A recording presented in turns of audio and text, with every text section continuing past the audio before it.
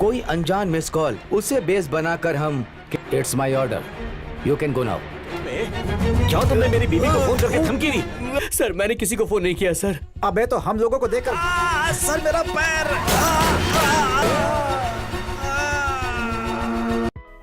Halo sahabat, Assalamualaikum. Semoga sehat selalu dan senantiasa berbahagia. Terima kasih ya udah subscribe dan menyimak video-video LK21 Revive. Semoga Tuhan Yang Maha Esa selalu memberikan rezeki yang berkah dan berlimpah ruah untuk sahabat semua.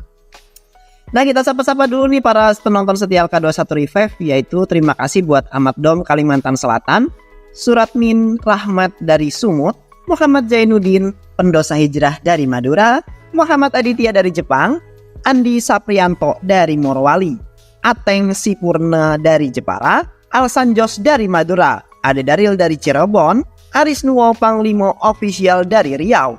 Dan buat teman-teman semua yang belum ingin sapa, nanti di next video ya.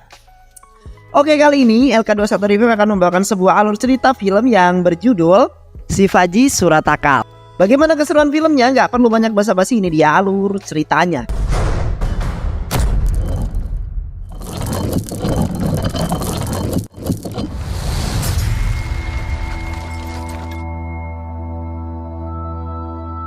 Shivaji adalah seorang detektif handal yang berhasil menyelesaikan banyak kasus. Dia memiliki seorang istri bernama Janani yang merupakan seorang pengacara. Saat ini Janani tengah hamil 7 bulan. Oleh karena itu Shivaji sangat protektif kepada Janani. Suatu hari Shivaji yang baru saja pulang ke rumah terkejut karena Janani tidak ada di rumah. Shivaji yang cemas selalu mencari Janani di seluruh ruangan. Namun bukannya bertemu dengan Janani, dia justru menemukan berbagai kejanggalan. Atas dasar itulah Shivaji lalu menyimpulkan bahwa Janani telah diculik. Shivaji lalu pergi ke rumah tetangganya untuk mencari sebuah informasi. Tetangganya lalu mengatakan bahwa sebuah mobil ambulans berwarna putih datang membawa Janani. Shivaji dan Kapolsek kemudian pergi ke control room untuk mendengar rekapan telepon dari seorang wanita. Wanita itu mengatakan bahwa 2 orang pemuda yang salah satunya bernama Banti telah menculik seorang wanita hamil menggunakan sebuah ambulans. Wanita hamil itu adalah pengacara yang bernama Janani. और बंटी मेरी बीवी को किडनैप करके यहाँ लाए थे sir. Kapolsek yang mengetahui hal tersebut kemudian meminta Shivaji untuk tidak ikut campur dalam kasus ini karena dia yang akan menanganinya sendiri. Kapolsek tahu jika Shivaji terlibat dalam kasus ini dia pasti akan menghabisi para penculik tersebut. Namun Shivaji tidak diam begitu saja. Dia bergerak sendirian mendatangi seorang hacker yang memintanya untuk melacak di manakah panggilan terakhir si Janani, istri tercintanya. Hacker itu berhasil mendapatkan informasi mengenai Janani. Di panggilan terakhirnya terdengar suara orang yang sedang mengancam Janani karena berani menangani kasus yang menjerat salah satu orang yang penting. Keesokan harinya, Janani yang berhasil melapaskan diri kemudian menghubungi Shivaji melalui HP penculik dan meminta tolong padanya. Janani memberitahu Shivaji lokasi di mana dia disandera. Namun tak lama kemudian para penculik pun datang dan langsung memukul Janani. Janani jatuh tersungkur. Banti yang merupakan salah satu penculik itu lalu membunuh temannya sendiri untuk menghilangkan saksi. Dia takut jika nanti temannya ketangkep, maka dia akan membuka mulutnya. Beberapa menit kemudian Shivaji langsung pergi ke lokasi yang dibicarakan oleh Janani. Namun sesampainya di sana dia terkejut karena Janani sudah bersimbah darah, sedangkan Banti berhasil melarikan diri. Shivaji lalu membawa Janani ke rumah sakit. Namun sayang, nyawanya tidak tertolong dan tewas. Atasannya Rudra lalu melaporkan kejadian ini pada ayahnya Roshan yang ternyata merupakan seorang menteri. Pak, Roshan baru saja ditemukan tewas pagi ini di kolam renang. Ayah Roshan tentu saja syok mendengar kabar itu. Asmanya kemudian kambuh dan membuatnya panik. Kapolsek yang mendapatkan laporan kasus tersebut diminta untuk segera menyelidikinya. Namun karena dia sedang tidak bisa, Kapolsek kemudian memberikan kasus ini kepada Shivaji. Shivaji pada awalnya menolak untuk menangani kasus tersebut karena TKP di mana kasus itu terjadi berada dekat dengan kampung halaman sang istri tercintanya. Shivaji tak kuasa jika dia kembali mengingat kenangan bersama sang istrinya. Namun karena Kapolsek terus mendesak dan memaksanya, Shivaji akhirnya nurut dan menerima kasus tersebut. Shivaji lalu pergi ke TKP bersama asistennya yang bernama Govind Dudu. Sesampainya di kolam renang, Shivaji langsung menggelar investigasi untuk mencari petunjuk serta barang bukti. Berdasarkan laporan hasil autopsi, Roshan diketahui telah tenggelam dan diperkirakan meninggal jam 1 dini hari. Shivaji yang mengetahui bahwa Roshan juga mempunyai penyakit asma, berasumsi jika ada sesuatu yang membuat Roshan sangat ketakutan. Ketakutan itu membuat asmanya kambuh dan Roshan pun jatuh ke dalam kolam. Dia yang tidak bisa bergerak lalu tenggelam dan akhirnya tewas. Shivaji yang kemudian memerintahkan Rudra untuk segera mencari keberadaan Anwar, sopir pribadinya Roshan. Karena diketahui Anwar juga telah hilang sejak malam kejadian. Tak lama kemudian, Pritam datang menemui Shivaji. Dia mengatakan kepada Shivaji bahwa dirinya lah yang mengangkat Roshan keluar dari kolam ini. Shivaji yang melihat tinggi badan Pritam kemudian merasa aneh. Ada hal yang mengganjal di pikirannya. Dia lalu mendorong Rudra yang kemudian memiliki tinggi lebih dari 5 kaki ke dalam kolam. Dan ternyata Rudra tidak tenggelam. Shivaji tentu saja merasa ada yang janggal dengan kematian Roshan. Dia lalu bertanya-tanya mengapa bisa kolam ini yang hanya memiliki kedalaman sedalam 5 kaki mampu menenggelamkan Roshan yang tingginya jauh melebihi Rudra. Tinggi badan Roshan ada 6 kaki sedangkan Rudra hanya 5 kaki. Lantas mengapa Roshan bisa mati tenggelam ya? Karena menemukan kejanggalan tersebut, Shivaji akhirnya memutuskan untuk tinggal di resort tersebut hingga kasus itu diselesaikan. Shivaji lalu melanjutkan investigasinya. Kali ini dia menginterogasi Pritam dan menanyakan kronologi dia menemukan Roshan. Pritam lalu menjelaskan kepada Shivaji bahwa saat itu dia meminta istrinya datang ke kamar Roshan karena Roshan menelpon istrinya sambil ketakutan. Aku yang telah mendengar semua cerita dari istriku langsung menghubungi kepolisian untuk meminta bantuan. Namun karena sinyal di desa ini buruk, aku tidak dapat menghubungi mereka. Aku akhirnya memutuskan ke kantor polisi saat jam 5 pagi. Beberapa menit kemudian Shivaji meminta Pritam untuk mengantarkannya ke kamar Roshan. Pritam lalu mengantarkan Shivaji ke sana dan dia membuka pintu kamarnya Roshan dengan kunci master miliknya. Shivaji lalu melihat-lihat dan menganalisa semua isi di kamar tersebut. Dia melihat kunci Roshan yang ada di meja dan dia juga pergi ke kamar mandi untuk mengeceknya. Ternyata dia mendapati bak mandi yang masih basah. Roshan pasti telah menggunakan kamar mandi itu, ujar Shivaji. Shivaji lalu membuka koper Roshan yang memeriksa barang-barang miliknya. Shivaji menemukan sebuah pistol yang dibungkus kertas oleh Roshan. Namun setelah dia mengamati, ternyata Roshan sama sekali tidak menggunakan pistol tersebut. Di tengah penggeledahan barang-barang Roshan, Shivaji menemukan sebuah kantong yang sudah dibuka. Namun barang-barang yang ada di dalamnya sudah menghilang. Shivaji lalu menyimpulkan bahwa seseorang pasti sudah mencuri barang tersebut. Shivaji lalu memeriksa HP milik Roshan dan dia membuka Instagram milik Roshan dan mendapati beberapa petunjuk. Petunjuk pertama, ternyata Roshan memiliki seorang kekasih bernama Anjali. Anjali adalah seorang dokter sekaligus psikiater. Dan petunjuk yang kedua adalah petunjuk yang membuat Shivaji jadi makin tercengang. Bagaimana tidak, dia menemukan sebuah fakta bahwa Roshan adalah juara renang yang saat masih SMA. Itu berarti Roshan bukan mati karena tenggelam, melainkan dia dibunuh oleh seseorang. Shivaji lalu meminta Govindu untuk menutup semua akses di resort ini. Tidak boleh ada satu orang pun yang keluar ataupun masuk ke dalam resort ini. Shivaji lalu pergi untuk mengecek rekaman CCTV. Dia terus melihat dan mencari di mana rekaman CCTV saat kejadian. Jam tepatnya 1 malam hingga jam 5 pagi. Namun di sana sama sekali tidak menemukannya. Pritam menjelaskan kepada Shivaji bahwa CCTV tidak merekam karena pada saat itu listrik sudah padam. Shivaji lalu marah kepada Pritam. Shivaji tidak menyerah begitu saja. Berdasarkan hasil pantauan dari CCTV, dia melihat ada seorang pria alias tamu yang sedang berfoto-foto di setiap sudut ruangan resort. Shivaji lalu pergi menemui pria itu yang ternyata bernama Gauda. Shivaji lalu menginterogasi Gauda. Dia menanyakan kepada Gauda mengapa Gauda selfie di setiap sudut resort. Gauda lalu menjelaskan kepada Shivaji sambil selengek-selengean, "Pak, saya ini fotografer loh. Ketika saya sedang menganggur, gak ada job ya, saya foto-foto lah Pak, di angel-angel tempat yang menurut saya estetik," ujar Gauda. Si Faji yang melihat hal tersebut lalu menjadi sangat kesal.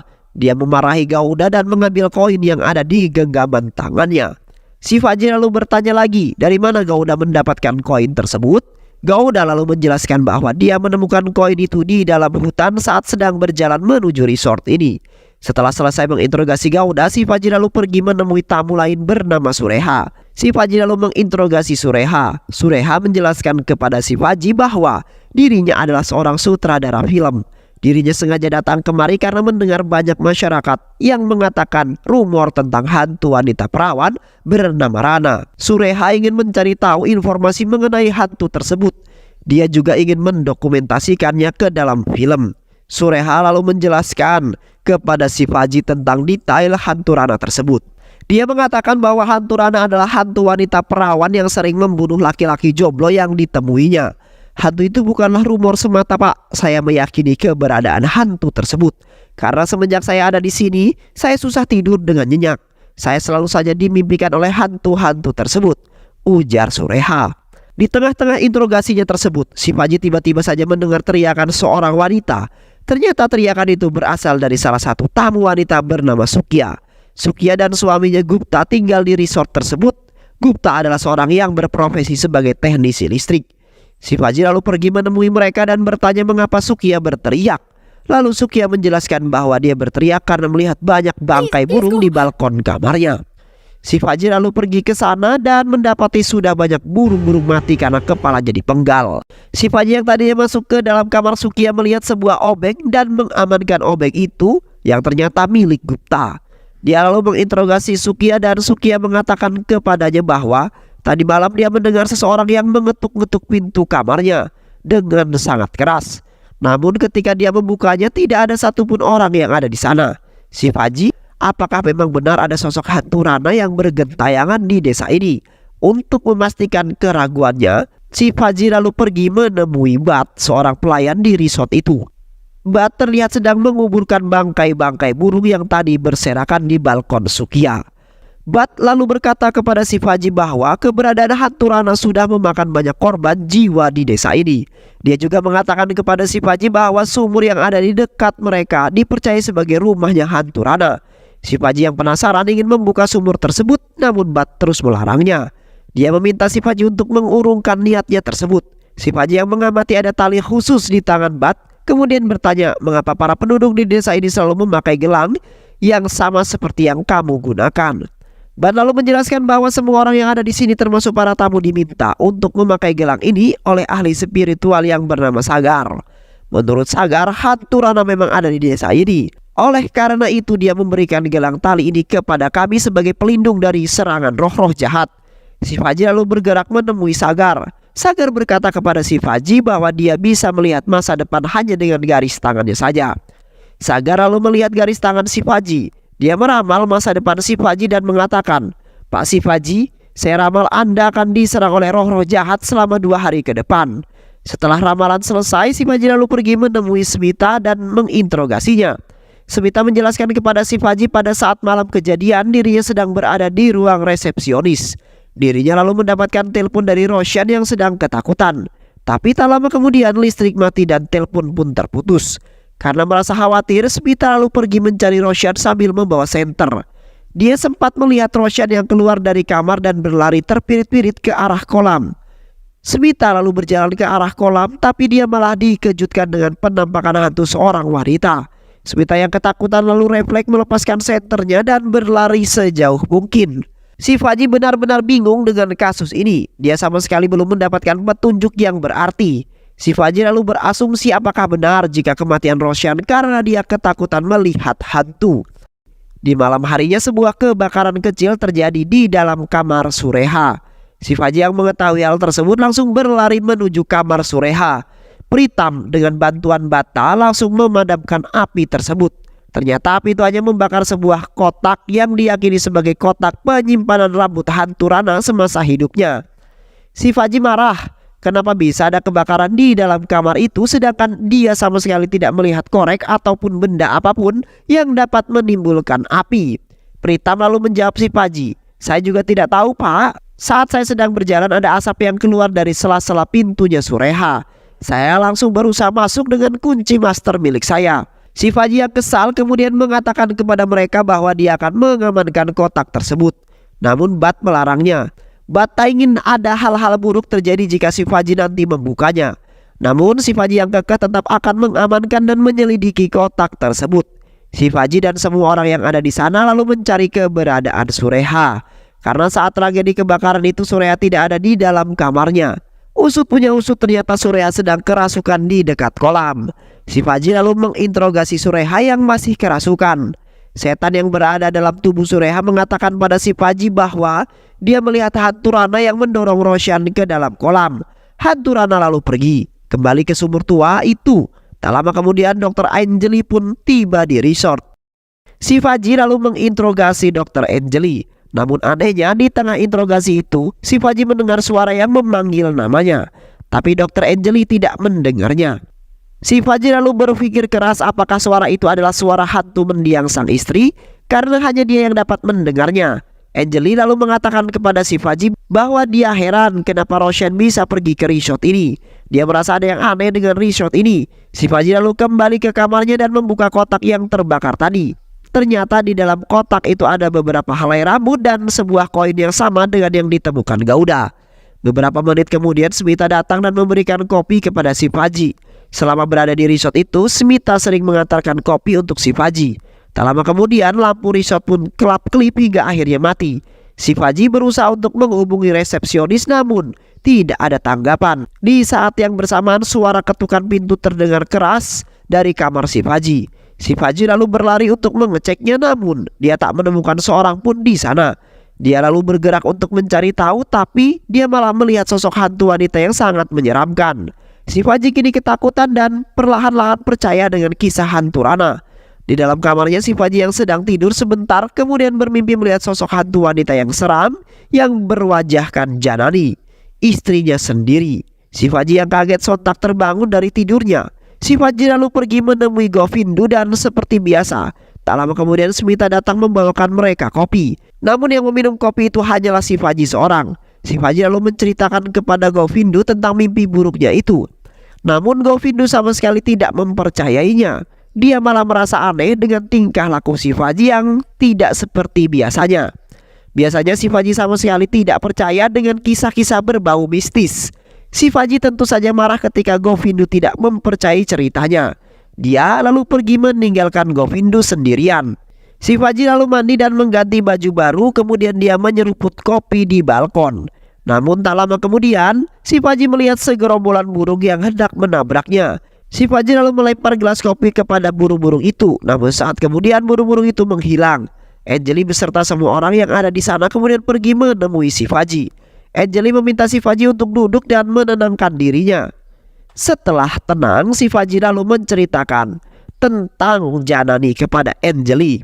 Anjali yang mendengar hal tersebut meminta Shivaji untuk berhenti sebentar dalam menangani kasus ini. Dia juga meminta Shivaji untuk kembali meminum kopinya agar lebih tenang. Shivaji lalu mendengarkan kata-kata Anjali. Dia meminum kopi itu dan tak lama kemudian dia pergi ke rumah mertuanya yang tak jauh dari resort itu. Namun di tengah jalan dia merasa sedang menyentir bersama Janani. Shivaji kini sudah berada dalam rumah mertuanya dalam keadaan tertidur. Dia kemudian terbangun dan tak lama kemudian Govindu menghubunginya. Govindu lalu melaporkan kepada Shivaji bahwa Rudra telah berhasil menemukan Anwar, sopir pribadi Roshan. Shivaji lalu kembali ke resort dan sesampainya di sana, Shivaji lalu memarahi Anwar habis-habisan.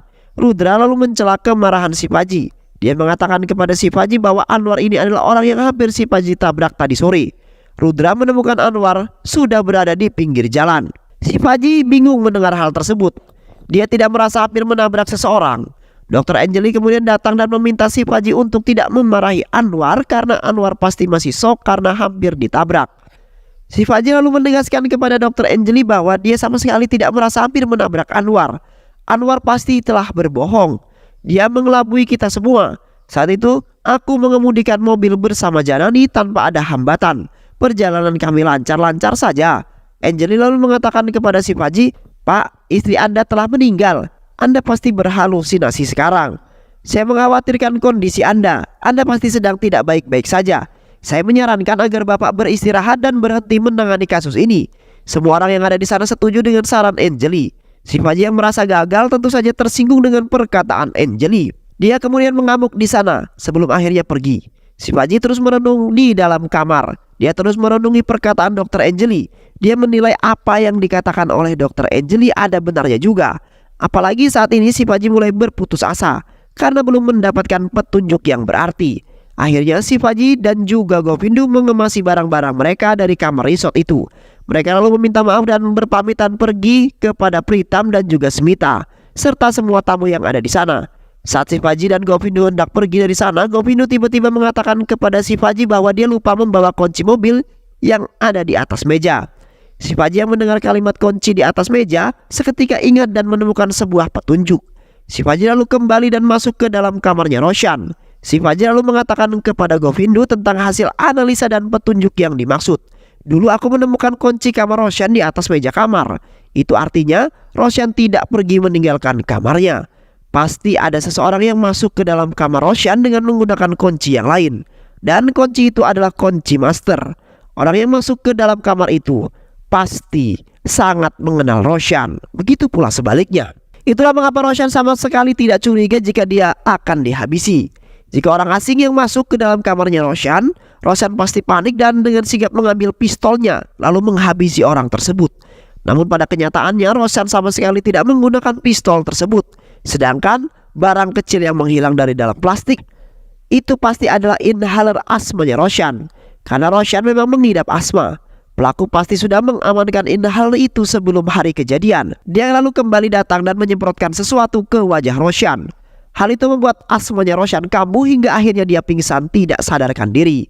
Dan orang yang pasti mengetahui kelemahan Roshan ini adalah Dr. Anjali, pacarnya Roshan sendiri. Anjali lalu dibantu oleh dua orang lagi untuk mengangkat Roshan yang pingsan ke dalam bak mandi untuk dihabisi. Dan Shivaji mengira pasti salah satu orang yang mengangkat Roshan adalah Pritam. Karena Pritam berbadan besar. Hal ini diperkuat lagi karena hanya dia yang memiliki master key kamarnya Roshan. Dan itulah mengapa saat pertama kali aku masuk ke dalam WC-nya Roshan, aku mendapati WC tersebut sudah digunakan. Sedangkan CCTV dan juga listrik sudah dimatikan terlebih dahulu mulai dari pukul 1 hingga pukul 5. Dr. Anjali kemudian diamankan dan dibawa pergi menggunakan mobil Pritam. Dan karena pada saat itu Shivaji melihat Pritam yang mendorong kursi supirnya ke belakang karena sempit, maka orang yang mengantar Pritam pergi pastinya adalah orang yang tubuhnya lebih jauh kecil daripada Pritam. Dan orang itu adalah Anwar, sopir pribadi Roshan. Karena tidak mungkin bagi Pritam yang sedang kejepit mengendarai mobil dengan jarak yang jauh. Anwar pasti tidak menghilang. Dia pasti disembunyikan oleh Rudres. Karena Rudras lah yang pertama kali menemukan Anwar. Rudras pasti juga terlibat dalam kasus pembunuhan ini. Rudras yang baru saja ditugaskan 3 bulan lalu di desa ini pasti menyuruh Anwar untuk bisa menjadi sopir pribadi Roshan. Mereka memiliki jangka waktu yang sama karena Anwar juga baru 3 bulan menjadi sopir Roshan. Rudras pasti meminta Anwar untuk mengantarkan Roshan melewati jalur rute ini. Dan ketika mobil sengaja dibobokkan, Anwar membawa Roshan untuk menginap sementara di resort milik Pritam. Mereka sudah merencanakan aksi pembunuhan ini dengan sangat matang dan jauh-jauh hari. Shivaji kini sangat-sangat yakin bahwa Pritam, Smita, Rudra dan juga Anwar adalah pelaku utama di balik kasus kematian Roshan. Dan cerita soal hantu Rana yang Shivaji dengar dari para tamu adalah rekayasa belaka. Begitu pula dengan cerita tentang kotak hantu Rana yang disampaikan oleh Bat dan Sureha. Shivaji lalu menyadari penyebab dirinya yang selama ini selalu berhalusinasi. Dirinya yakin bahwa ini semua gara-gara kopi yang selama ini dibawa oleh Smita. Dr. Anjali pasti memberikan obat halusinogen ke dalam kopi tersebut. Sehingga Shivaji lalu berhalusinasi, sedangkan Govindu yang tidak meminum kopi tersebut tidak pernah berhalusinasi. Shivaji juga telah mengingat bahwa suami Sukya yaitu Gupta yang berprofesi sebagai teknisi listrik, pasti dialah yang mengatur arus listrik, kapan waktunya nyala dan kapan waktunya mati. Itu semua untuk mengelabui Shivaji agar percaya dengan cerita hantu Rana tersebut. Mereka semua sudah bersekongkol dalam kasus ini. Mereka semua yang tinggal di dalam resort itu adalah pemain dari skenario yang ciamik ini. Mereka bersebelas, Anwar, Pritam, Govindu, Sukya, Sureha, Gouda, Gupta, Bat, Sagar, Smita dan Anjali.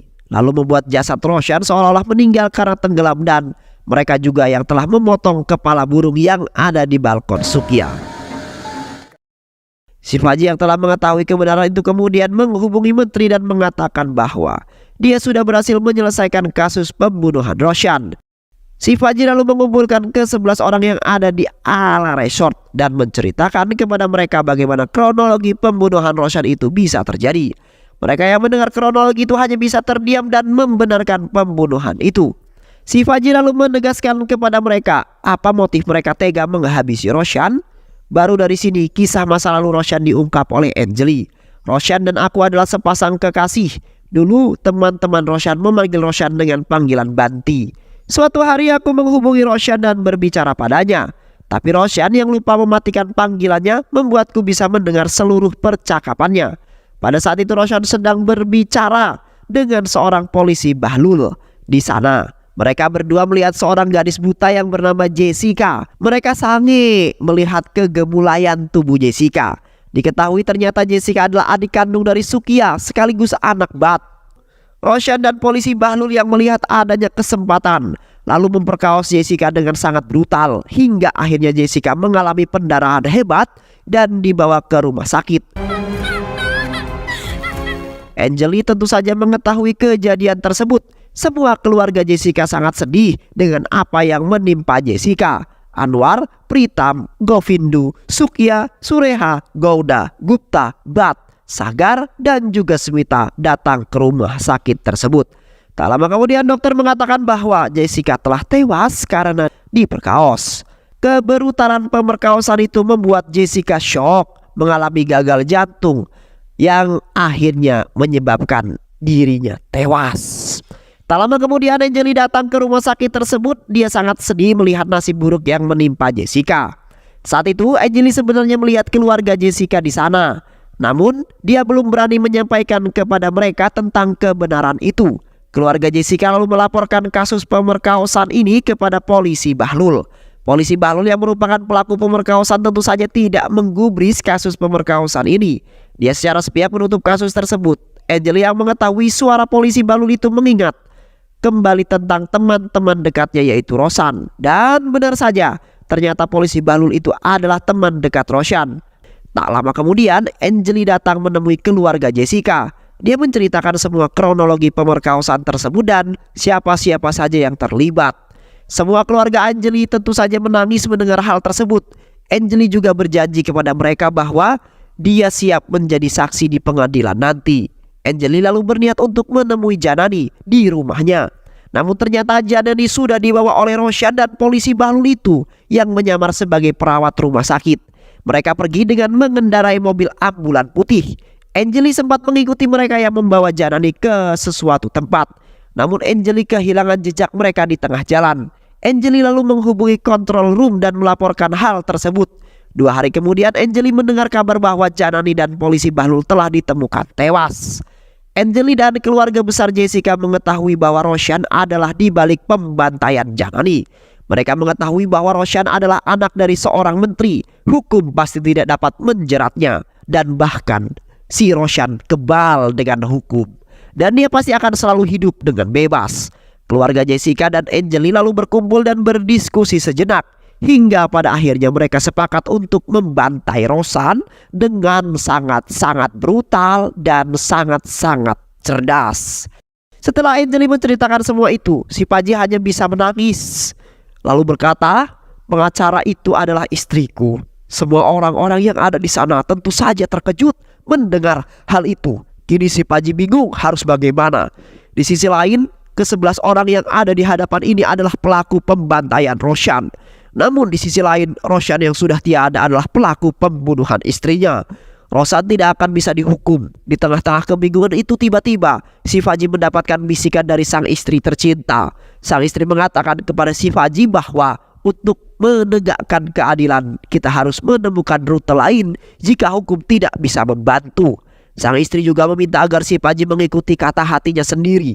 Akhirnya si Faji lalu memutuskan untuk melaporkan kejadian ini kepada kepolisian. Dia juga mengatakan bahwa pelaku yang membunuh istrinya adalah anaknya menteri yaitu Roshan. Namun Kapolsek yang tidak mengindahkan perkataan si Paji. Dia memerintahkan si Paji untuk mundur dalam pengungkapan kasus kematian Janani istrinya. Karena Kapolseklah yang menangani kasus tersebut. Si Faji lalu didesak dan dipaksa untuk menandatangani pernyataan bahwa pelaku yang menghabisi Janani bukanlah Rosan, melainkan polisi Bahlul tersebut. Tak lama kemudian, Menteri dan Kapolsek datang mengunjungi resort tersebut.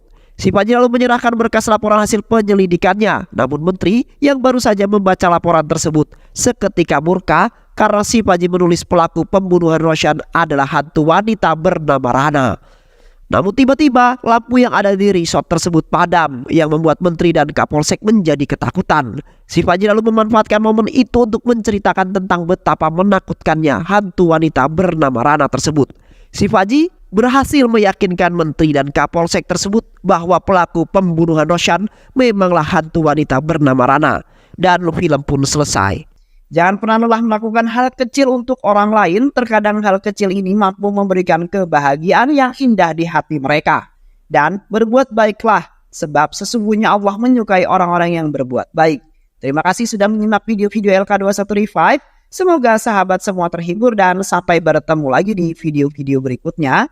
Dan wassalamualaikum warahmatullahi wabarakatuh.